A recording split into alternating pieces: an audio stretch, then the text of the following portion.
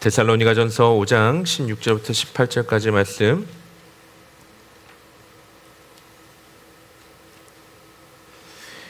아마 여러분이 잘 아시는 말씀일 텐데 우리 한 목소리로 같이 한번 읽어볼까요? 16절부터 18절까지 말씀. 제가 가진 성경책으로는 신약성경 333페이지입니다. 우리 한번 같이 읽어보겠습니다. 시작. 항상 기뻐하라. 쉬지 말고 기도하라. 범사에 감사하라. 이것이 그리스도 예수 안에서 너희를 향하신 하나님의 뜻이니라. 아멘. 하나님의 말씀입니다. 여러분 9988234라는 이런 이야기 들어보셨습니까? 아마 많은 분들이 아실 것이라고 생각되는데 이 뜻은 99세까지 팔팔하게 살다가 2, 3일 앓다가 4일 만에 죽는 것, 이걸 뜻합니다. 그래서 많은 그 분들이 9988-234, 9988-234 이렇게 말씀하시죠. 무병장수하는 것이 인간의 소망인데 실상 그렇게 병치레 없이 오랫동안 사는 것이 쉽지 않더라. 결국 죽기 전에는 참 몸이 아프고 힘든 상황들을 겪게 되더라. 그래서 언젠가 이 이야기를 노인대학에서 연세 있으신 어르신 분들과 함께 나눴는데 한 분이 손을 번쩍 들더니 이러시더라고요. 목사님, 요새는 그거 더 좋은 말이 있습니다. 이러시는 거예요. 그래서 제가 그래요? 무슨 말이 있는데요? 그랬더니 네, 9988 즉사. 99세까지 팔팔하게 살다가 2, 3일 아픈 것도 안 됩니다. 즉사하는 게 바로 좋아요. 그러시는 겁니다. 아마도 이렇게 아픔이 있다라는 것이 어떻게 행복하지 않은 그런 상황이니까 그렇게 말씀하시는 것 같아요. 근데 그때 한 분이 딱 이러시더라고요. 오래 살면 뭐해? 내용이 있어야지, 내용이. 근데 그 이야기를 듣는데 맞다. 너무나도 맞다라는 생각이 드는 겁니다. 삶이라는 것이 오래 사는 것이 중요한 것이 아니라 어떻게 사느냐가 되게 중요한 것 아니겠습니까? 저와 여러분 어떤 기준을 가지고 삶을 살아가십니까? 오래 사는 것, 99세까지, 아마도 지금부터는 100세 사는 건 너무나도 당연하게 생각하는 시대가 곧 올 것 같은데 오래 사는 것이 중요하십니까? 아니면 여러분의 삶의 그 여정 가운데 어떠한 이야기로 채워질지를 고민하면서 살고 계십니까? 그런 면에서 그리스도인들의 삶의 지침서라고 여겨지는 오늘 본문의 말씀을 묵상하게 되었는데 제가 한번 읽어보겠습니다. 항상 기뻐하라. 쉬지 말고 기도하라. 범사에 감사하라. 이것이 그리스도 예수 안에서 너희를 향하신 하나님의 뜻이니라.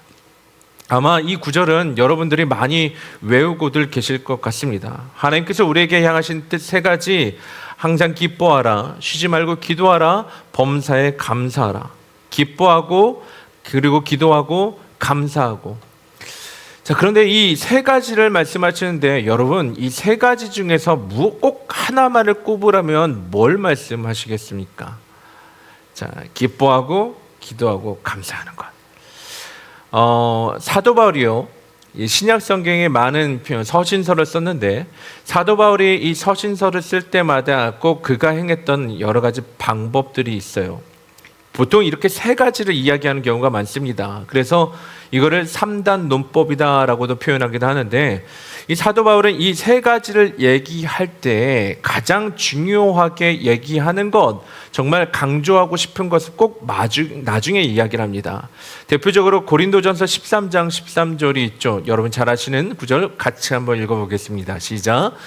그런즉 믿음, 소망, 사랑 이 세 가지는 항상 있을 것인데 그 중에 제일은 사랑이라. 믿음, 소망, 사랑 이 세 가지가 있을 것인데 그 중에 제일이 사랑이라 라는 겁니다. 자, 이런 관점에서 본다면 오늘도 이 사도 바울이 그리스도인들의 삶을 살아가는 데 있어서 중요하게 생각해야 되는 이 세 가지를 말하는 것 중에서 그가 정말 강조하고 싶었던 것은 무엇을 얘기하는 걸까요? 바로 18절에 있는 감사이다 라고 보는 겁니다. 그래서 한번 찾아봤습니다. 이 감사하다 라는 이야기를 할 때 범사에 감사하라 라고 얘기하는데 범사는 무엇을 얘기하는 걸까? 헬라어로 찾아보니까 이 범사라는 말이 엠파티라는 단어더라고요.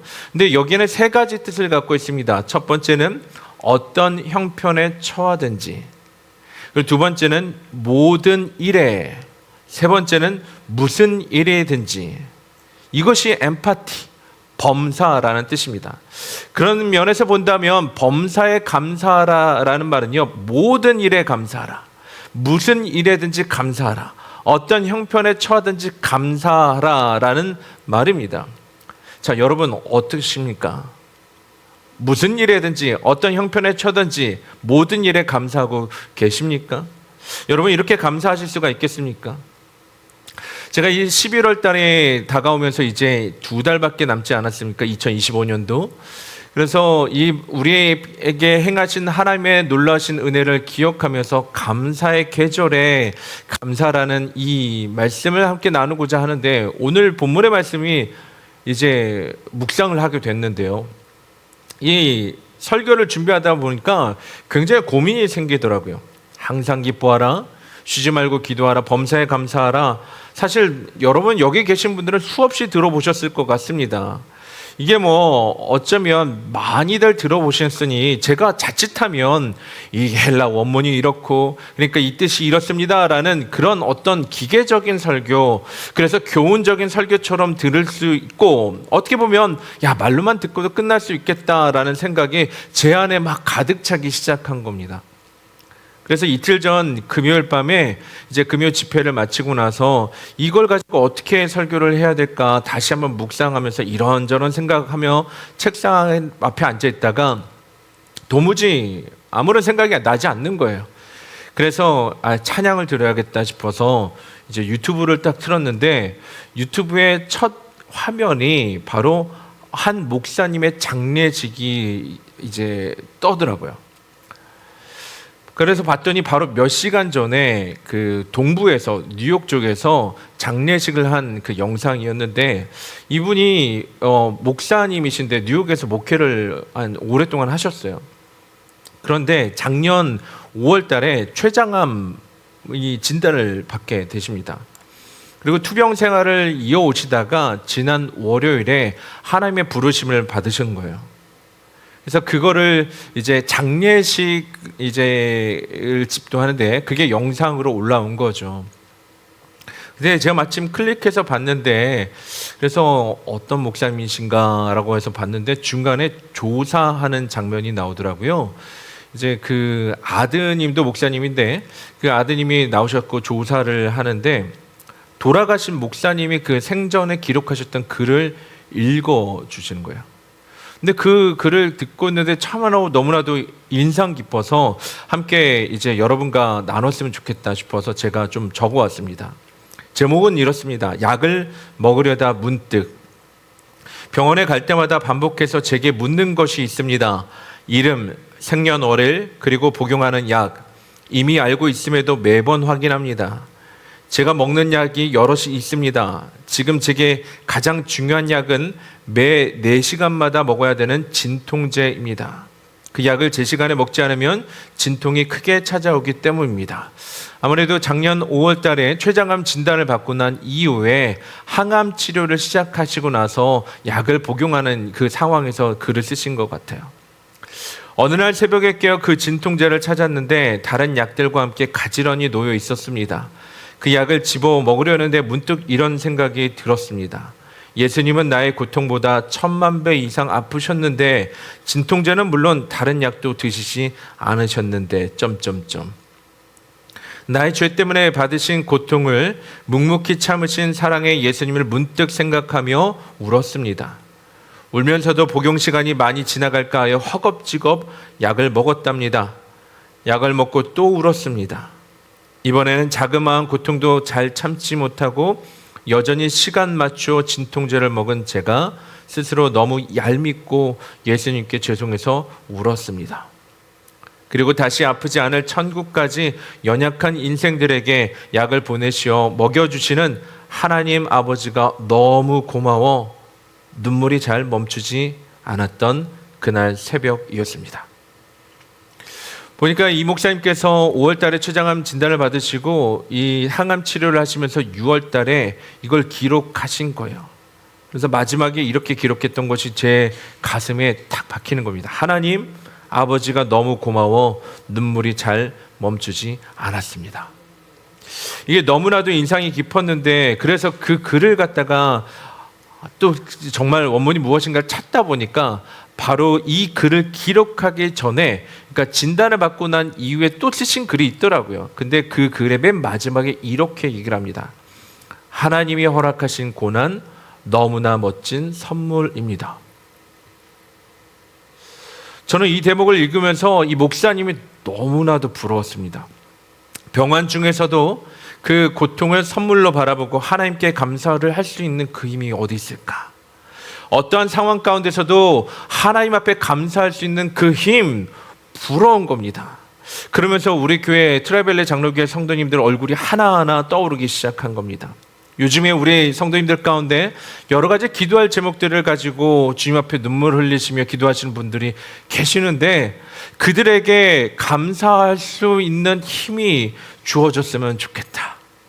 그러면서 오늘 이 말씀 다시 한번 묵상을 하게 됐는데, 그런 면에서 저는 오늘 이 감사와 관련해서 오늘 말씀을 통해서 우리가 기억해야 될 두 가지를 함께 여러분과 나누고자 합니다. 첫 번째는요, 감사는 우리의 믿음의 현 주소를 파악하는 기준이라는 사실을 기억하셔야만 합니다. 감사는 현재 우리의 믿음의 주소를 파악할 수 있는 기준이라는 겁니다. 여러분, 빅맥 지수라는 말을 들어보셨습니까? 빅맥 인덱스. 전 세계 각국의 맥도날드 매장에서 팔리는 이 빅맥 가격을 달러로 환산하는 것인데요, 환율의 적정한 수준을 판단하기도 하고 각국의 물가를 비교하는 가장 기본적인 단위다라고들 얘기합니다. 근데 2000년대 들어오면서 패스트푸드의 그 문제가 이제 대두되면서 맥도날드라는 이 지배력이 주춤하게 되자 새롭게 등장하는 지수가 있습니다. 2004년부터 이것을 어느 것으로 바꿨냐면 스타벅스 커피입니다. 이 스타벅스 커피숍에서 파는 그 커피의 가격, 그래서 스타벅스 톨 라떼 인덱스라고도 하더라고요. 어쨌든 이러한 지표들을 통해서 각국에 가지고 있는 경제적인 수준을 가늠해 볼 수 있고, 또한 그로 말미암아 이 현재 경제 지표가 어떻게 흘러가고 있는가를 알 수가 있다라는 거죠. 그런데 이걸 보면서 저는 이런 생각을 해봤습니다. 과연 우리의 신앙을 가늠할 수 있는 지표는 무엇일까요? 저와 여러분의 현재의 이 믿음의 현 주소를 가늠해 볼 수 있는 것이 무엇일까라는 겁니다. 우리의 신앙의 수준을 측정하는 여러 가지 지표들은 종종 있겠죠. 새벽 기도를 하는가? 금요 예배를 가는가? 새벽 기도를 나오고 금요 예배를 나오면, 야, 그래도 믿음이 있으시군요. 하루에 성경 몇 장 읽어요? 기도를 몇 시간 해요? 이런 얘기를 들어보면, 야, 믿음이 있으시군요 라고도 보통 얘기를 합니다. 그런데 이런 여러 가지 잣대가 있는데 그 중에 하나가 정말 중요한 것이 무엇이냐? 지금 내 안에 감사가 흐르고 있느냐? 이것이 우리의 믿음의 현 주소를 판단할 수 있는 잣대라는 겁니다. 여러분, 오늘 18절에 나오는 범사에 감사하라라 해서 감사라는 건요, 원어로 보면 유카리스테오라고 얘기합니다. 근데 이 유카리스테오는요, 조은이라는 것을 뜻하는 유와 은혜를 뜻하는 카리스가 붙은 겁니다. 그러니까 조은, 은혜, 이것이 감사란 얘기죠. 그래서 오늘 본문에 나오는 범사에 감사하라라는 이 여기서 감사가 뭐냐? 뭐 연봉이 인상되어서 감사하고, 자녀가 좋은 대학에 가서 감사하고, 건강이 나빴던 건강이었는데 좋아져서 감사하고, 뭐 이런 감사가 아니다라는 겁니다. 이 감사는, 이 유카리스테오는 선하신 하나님께서 은혜를 내게 베푸신 것들을 인정하는 것, 우리 삶에서 하나님께서 일하시는 모든 것들이 다 선하고 하나님께서 이 삶 가운데서 놀랍게도 일하고 계신다, 그 은혜를 인정하고 고백하는 것이 바로 감사라는 겁니다. 로마서 8장 28절에 우리 한번 같이 읽어볼까요? 시작. 우리가 알거니와 하나님을 사랑하는 자 곧 그의 뜻대로 부르심을 입은 자들에게는 모든 것이 합력하여 선을 이루느니라. 아멘. 이게 유카리스테오. 하나님의 은혜는 선하다. 하나님께서 선하게 바꾸어 주실 것이다. 하나님의 사랑을 입은 모든 사람들에게 주어지는 모든 그 형편은 선하다. 그러니까 뉴욕의 그 목사님께서, 돌아가신 그 목사님께서 췌장암 진단을 받으시고 험난한 항암 치료 가운데서도 하나님의 허락하신 이 고난 너무나 멋진 선물입니다라고 고백하는 것, 이것이 오늘 본문에서 말씀하시는 감사 유카리스테오라는 겁니다. 감사하면 꼭 떠오르는 찬양이 있죠. 우리 이 추수의 계절에 항상 불려지는 찬양 많이들 부르시죠. 다 아실 겁니다. 날 구원하신 주, 좀 높았네요.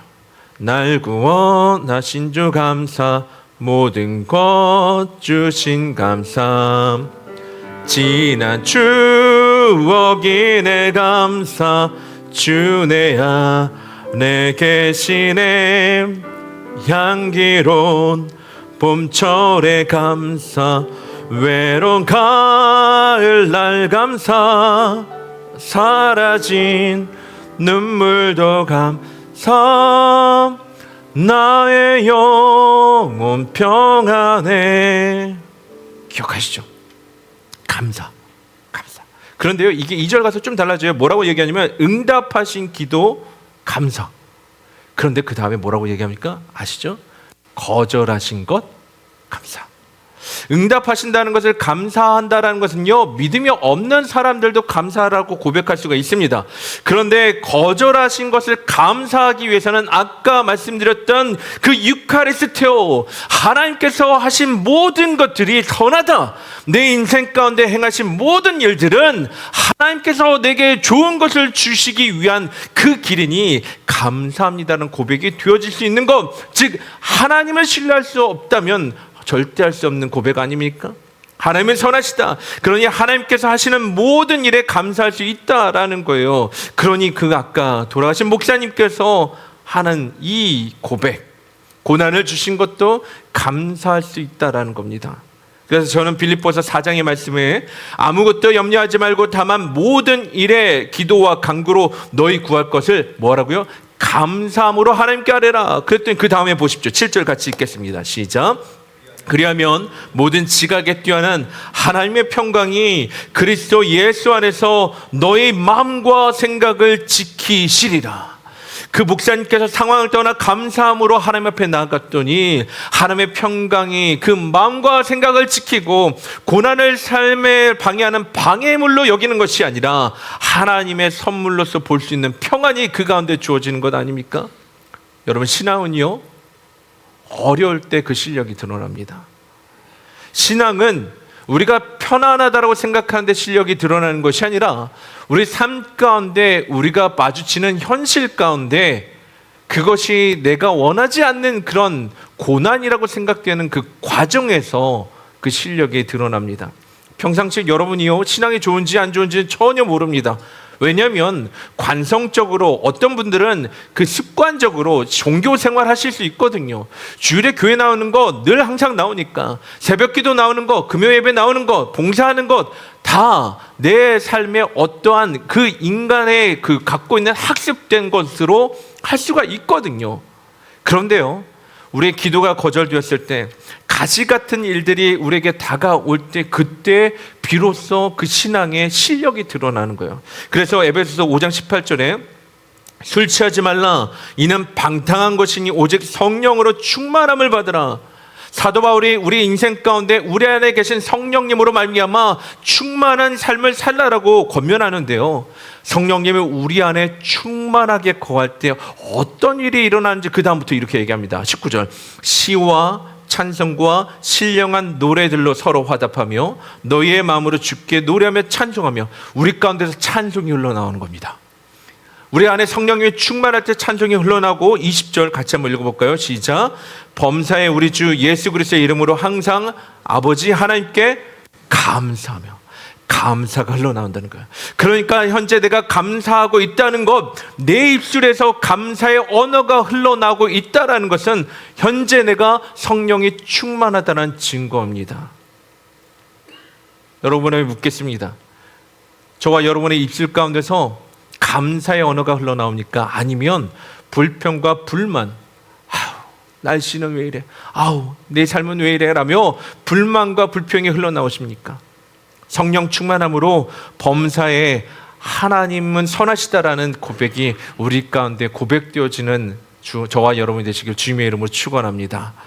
두 번째, 우리가 기억하셔야 될 것은 감사는요, 신자가 살아가는 생활 방식이라는 겁니다. 왜 감사가 신자의 살아가는 생활 방식인지 오늘 본문을 통해서 다시 한번 보겠습니다. 항상 기뻐하라, 쉬지 말고 기도하라, 범사에 감사하라.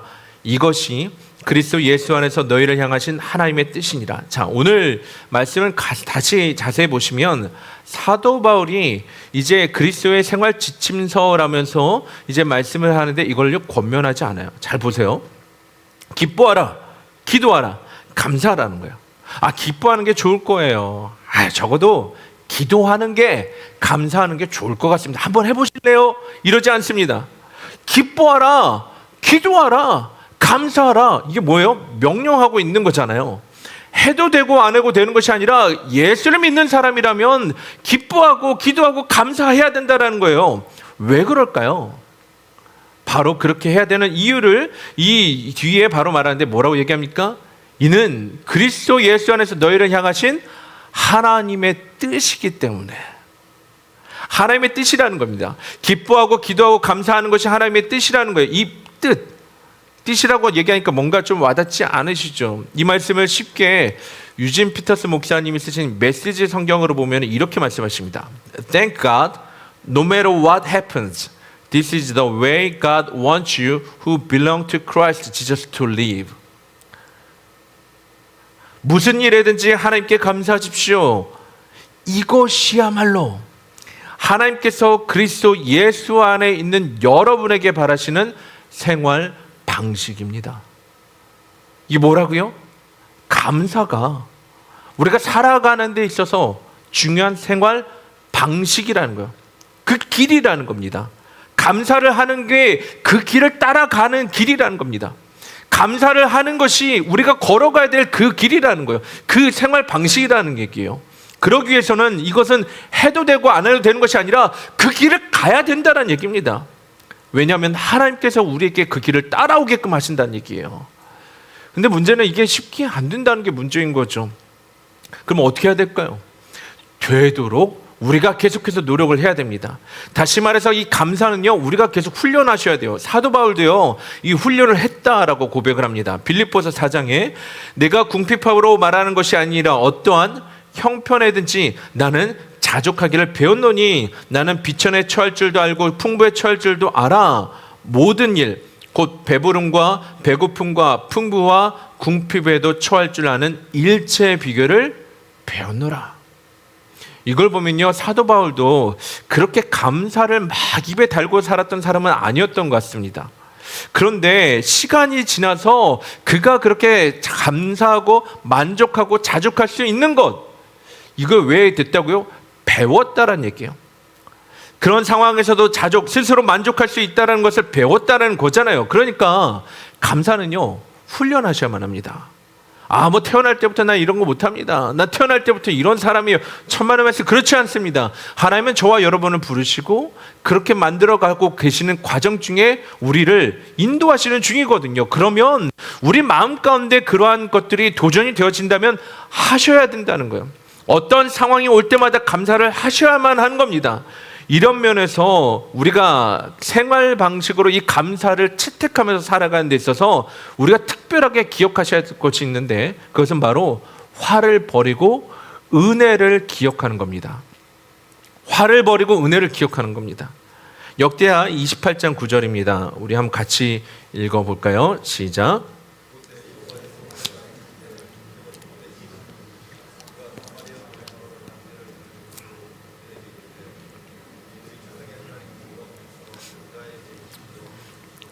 너희 손에 넘기셨거늘 너희의 노기가 충천하여 살육하고. 자, 이게 무슨 배경이냐면요, 이스라엘이 솔로몬 왕국 이후에 북이스라엘과 남유다로 나눠지게 됩니다.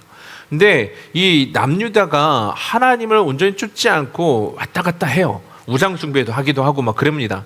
그러자 이제 하나님께서 얘네 좀 혼 좀 내줘야겠다 싶어서 북이스라엘을 통해서 이 남유다를 좀 전쟁을 하게 합니다. 그런데 북이스라엘이 남유다에 쳐들어와 가지고 전쟁을 하게 되는데 아주 크게 승리를 해요. 어느 정도냐면 하루아침에 유다 군인이 12만 명이 죽어버립니다. 그리고 유다 백성들 중에 어린아이와 여인들이 한 20만 명 정도가 북이스라엘로요, 이 인질로 포로로 잡혀가게 됩니다.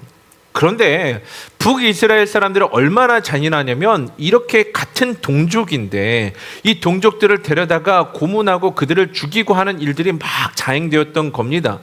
왜 그랬겠습니까? 역사적인 배경도 있었겠지만 역대 28장 9절에 우리가 방금 읽어보셨던 그 곳을 보면 너희의 노기가 충천하여 살육하고 라고 얘기합니다. 공동 번역으로 보면 너희는 하늘에 닿을 정도로 분노를 터뜨려 그들을 죽였다라고 하는 겁니다. 그러니까 그 안에 분노가 있었는데 그것을 가지고 가만히 가둔 것이 아니라 터뜨려가지고 그들에게 그러한 살육하는 일들을 벌였다는 거죠. 분노가 많았다는 거 아닙니까? 자, 그런데 이러한 전쟁이 일어나고 난 이후에 크게 패했었던 유다 백성들에게도 이러한 분노가 그 안에 있기 시작합니다. 저들이 우리를 같은 민족으로 보지 않고 우리를 침략해서 이렇게 사람들을 죽이고 우리 처자식들을 그렇게 데려가지 않았는가? 라면서 마음에 부글부글하는 이 분노가 있는 거였던 거죠. 이뿐 아닙니다. 이 유다 백성들은 이렇게 전쟁이 난 이유를 모르고 있었던 겁니다. 그들이 하나님을 경배하는 것이 아니라 이 우상 숭배를 하다 보니 하나님께서 이러한 상황들을 허락하신 건데 여전히 그들은 어떻게 하면 저들에게 복수할 수 있을까? 분노의 칼을 갈고 있었던 거죠. 온갖 탐욕으로 말미암아 그 가운데서 하나님을 찾지 아니하고 회개하지 아니하고 그들은 분노가 가득 차 있었거든요. 그런데 이러한 일들이 바로 2장이 넘어와서 아주 놀랍게도 바뀌게 됩니다. 역대하 30장 21절입니다. 예루살렘에 모인 이스라엘 자손이 크게 즐거워하며 7일 동안 무교절을 지켰고 레위 사람들과 제사장들은 날마다 여호와를 칭송하며 큰 소리 나는 악기를 울려 여호와를 찬양하였으며 그들이 어떻게 했다고요? 하나님을 찬양하고 있더라는 거예요. 그 다음에 어떤 일이 일어납니까? 22절 같이 한번 읽어볼까요? 시작. 히스기야는 여호와를 섬기는 일에 능숙한 모든 레위 사람들을 위로하였더라. 이와 같이 절기 7일 동안에 무리가 먹으며 화목제를 드리고 그의 조상들의 하나님 여호와께 감사하였더라. 아니 불과 2장 사이에 온 나라가 기쁨이 넘쳐나고 하나님을 찬양하고 하나님께 감사하게 되었다는 거예요. 이게 말이나 되는 일입니까? 어떻게 이런 일이 일어날 수 있었을까요? 전쟁 직후에 그들의 마음 가운데 이렇게 분노가 들끓던 사람들이 온 나라가 갑자기 하나님을 찬양하면서 기뻐하고 있다는 거예요. 감사하고 있다는 거예요. 이 2장 사이에 성경을 읽어보니까 29장에서 전쟁에 패하고 남유다가 극심한 영적인 침체 가운데 있을 때 한 왕이 등극하게 됩니다. 그의 이름은 바로 히스기야 왕이죠. 근데 그 히스기야 왕이 왕위에 등극하자마자 한 아주 중요한 일이 있더라고요. 그게 비결이 성경에 있습니다. 바로 역대하 30장 1절 같이 한번 읽어보겠습니다. 시작. 히스기야가 온 이스라엘과 유다의 사람을 보내고 또 에브라임과 므낫세에 편지를 보내어 예루살렘 여호와의 전에 와서 이스라엘 하나님 여호와를 위하여 유월절을 지키라 하니라.